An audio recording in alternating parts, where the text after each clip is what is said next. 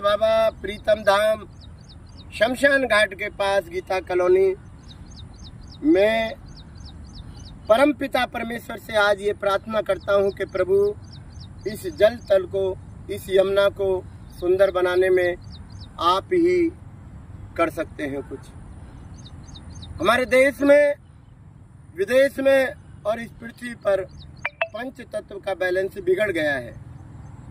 इस मनुष्य जाति ने सभी चीजों का जो संतुलन बना हुआ था बिगाड़ दिया है। पेड़ पौधे नहीं छोड़े, नदियों को घायल कर दिया है।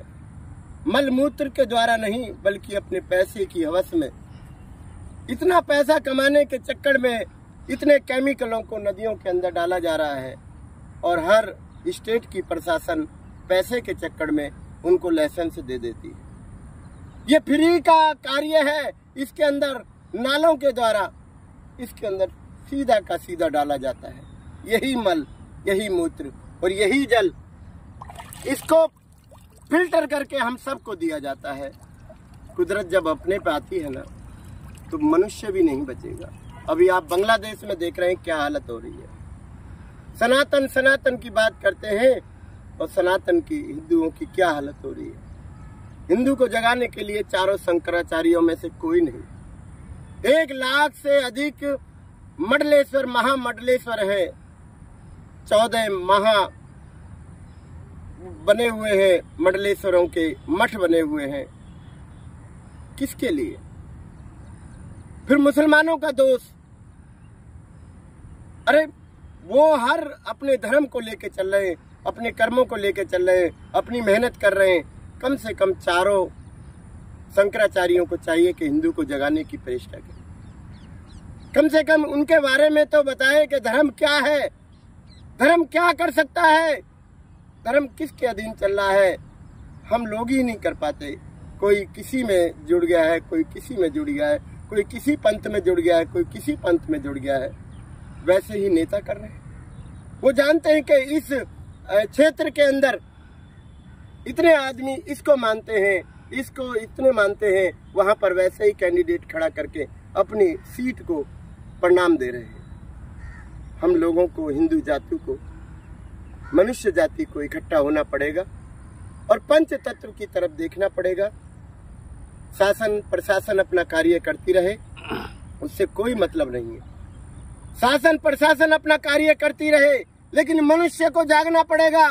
ये जाति मनुष्य को जब परमात्मा ने बनाया, वो जानते थे परमात्मा कि ये सबसे ज्यादा अगर खिलवाड़ करेगी तो यही जाति करेगी, मनुष्य जाति।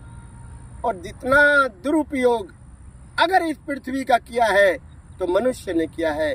आकाश में भेदन कर दिया, जमीन के अंदर भेदन कर दिया, धरातल पे भेदन कर दिया, कहीं का भी नहीं छोड़ा। एक से एक परमाणु बम बना लिए।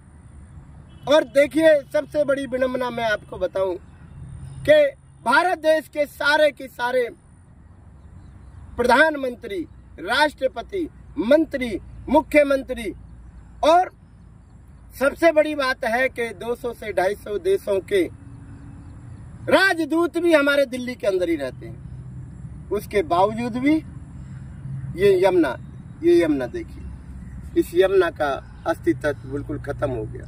वेंटिलेटर पे पड़ी है, जीवित नहीं है। अरे इसको तो जीवित कर दीजिए। मैं गडकरी जी का फिर भी धन्यवाद करता हूं। उन्होंने पहले यमुना नदियों का अपने हाथ में भार संभाला था। गडकरी जी ने नदियों को ठीक कर दिया, हर गंगे को ठीक कर दिया। जब उनके हाथ से वो डिपार्टमेंट छीन लिया, रोड दे दिया।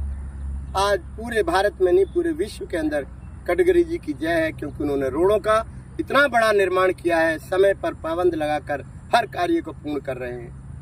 मैं गडकरी जी से प्रार्थना करूंगा कि भूपेंद्र यादव जी बहुत अच्छा कार्य कर रहे होंगे, लेकिन पॉल्यूशन, प्रदूषण और यमुनाओं, नदियों के लिए कोई कार्य नहीं कर रहे हैं।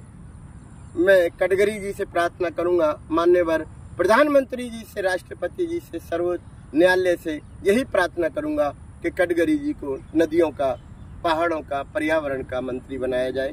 वही इस कार्य को कर सकते हैं। हमें और कोई तो, मैं मिला नहीं हूं कभी उनसे, लेकिन मुझे इतना विश्वास है कि इस पृथ्वी पर अगर कोई कार्य कर सकता है तो मान्यवर कटघरी जी हमारा कार्य कर सकते हैं, यमुना को स्वच्छ बना सकते हैं। दोनों तरफ निर्मल है, दोनों तरफ निर्मल। ऐसा वन विभाग बना दें यहाँ पर, वहाँ ई पार्क बनवा दें, यहाँ घाट बनवा दें, यहाँ संतों को रखें, यहाँ चारों तरफ आनंद ही आनंद हो, यहाँ यज्ञ चलते रहे, सनातन को जगाएं। क्योंकि संत लोग नहीं कर पाएंगे, महामंडलेश्वर नहीं कराएंगे, शंकराचार्य नहीं कराएंगे, ये सरकार के प्रोटोकॉल पे चलते हैं। मैं हरिदास बाबा, अगर मेरी कोई गलती हुई हो किसी शब्द में तो मैं माफी चाहता हूँ, लेकिन हकीकत मैंने बयान की है अपनी यमुना को बचाने के लिए। कोई भी ऐसा, हमारे 4 स्तंभ है, 4 स्तंभों में से मीडिया भी आती है, मीडिया भी उन्हीं को दिखाती है जिनके प्रोटोकॉल पे चलती है। मैं यमुना के कार्य कर रहा हूँ प्रतिदिन, बारिश हो, तूफान हो, जल हो, कैसा भी समय हो, लेकिन सुबह की बेला में मैं यमुना के पास जरूर आता हूँ, क्योंकि ये मेरी माँ है। ये माँ इतनी गंदी है, इसको मैं पूरा प्रयास कर रहा हूँ कि ये माँ सुंदर हो जाए, निर्मल हो जाए, अच्छी हो जाए, नाले इसमें ना डाले जाए। बस यही प्रार्थना करके मैं लगा रहता हूँ। मैं माँ यही प्रार्थना करता हूँ कि माँ मेरे पे कृपा करें, और सभी पे प्रार्थना करता हूँ कि सब मिलकर यमुना को साफ करने में, स्वच्छ करने में, निर्मल करने में सहयोग करें। सब अपने अपने घरों से निकले और यमुना को 2025 के अंदर साफ करने में अपना साथ दें, क्योंकि माँ इस समय बहुत दुखी है। ये पानी जो देख रहे हैं थोड़ा बहुत साफ, ये बारिश का है। वास्तव में नाले अंदर देखेंगे तो नाला काला दिखाई दे रहा है इसके अंदर। माँ को बचा लीजिए। सभी देश प्रेमियों से, सभी नेताओं से, सभी भक्तों से, सभी संतों से, सभी मठों से, सभी महामंडलेश्वरों से और सभी शंकराचार्यों से मैं चरणों में नमन करता हूँ। मैं आप सबका दास हूँ, मेरा नाम हरिदास है।